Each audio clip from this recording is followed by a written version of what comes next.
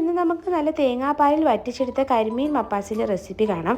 അപ്പത്തിൻ്റെ കൂടെയും ചപ്പാത്തിയുടെ കൂടെയും നല്ല ബെസ്റ്റ് കോമ്പിനേഷനാണ്. ആദ്യമായിട്ട് ഈ മീനൊന്ന് മാരിനേറ്റ് ചെയ്തെടുക്കണം. 1/4 ടീസ്പൂൺ മഞ്ഞൾപ്പൊടി, 1 ടേബിൾ സ്പൂൺ മുളക് പൊടി, 1.5 ടീസ്പൂൺ കുരുമുളക് പൊടിയും ഉപ്പും കൂടി ചേർത്ത് മാരിനേറ്റ് ചെയ്യുന്നുണ്ട്. ഇനി ഇതൊന്ന് വറുത്തെടുക്കണം. ഞാൻ ഒരു മീനിൻ്റെ മാത്രമേ തൊലി കളഞ്ഞിട്ടുള്ളൂ. നമുക്ക് അരപ്പ് തയ്യാറാക്കാം.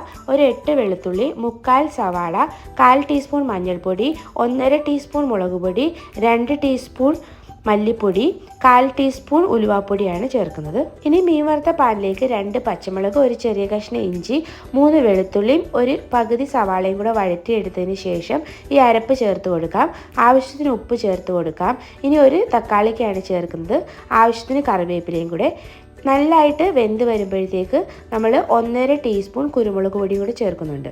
2 കപ്പ് തേങ്ങയുടെ 2ാം പാൽ ഒഴിച്ച് മീൻ ഇതിലേക്ക് ഇട്ട് നല്ലതായിട്ട് വേവിച്ചെടുക്കാം. വറ്റി വരുമ്പോൾ 1ാം പാൽ കൂടി ചേർത്ത് കൊടുക്കാം.